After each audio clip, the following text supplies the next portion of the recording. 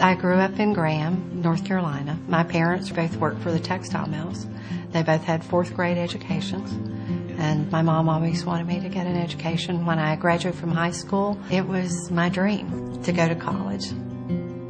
I failed the first class in my life, which was my chemistry class. I was just overwhelmed. So I left after about a year and a half, got a job, and then kept trying to go back to school. For me, it was personally devastating. It really bothered me. I felt like I was failing. I had one shot, and I blew it. When Jenna left for boarding school, I couldn't even open the door and go in the room. And I was almost 52. And all of that coincided with the downturn in the market. I had almost $6 million in contracts waiting to close, and they all fell through. Every single one of them. I went, now what? I don't have a degree. There's no jobs. And it doesn't matter what I had done, how much success I had had. The requirements are to have a degree. Not only that, I had to walk back in the door competing with people half my age, and many of them MBAs. It was just a matter of figuring out how to do it. So that's when I started to check into what were the institutions, what was the cost, how were they respected. But Kaplan had a degree in business with a specialty in human resources.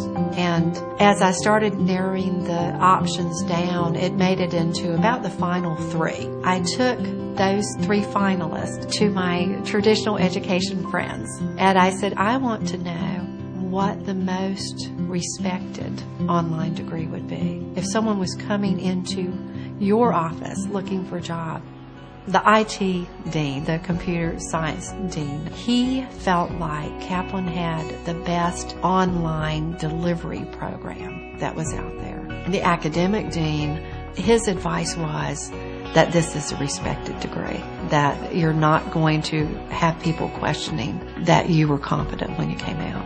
Everything that you take there will be accepted if you go on to a master's anywhere. So that was a very good recommendation. But when I sat down at graduation, 31 years later, and I'm looking up at the podium, and it's got Kaplan University, a different school of thought, that was probably more me, because I do think a little differently, and I'm willing to work on things that innovate, and I think that's more of an opportunity for many students like me.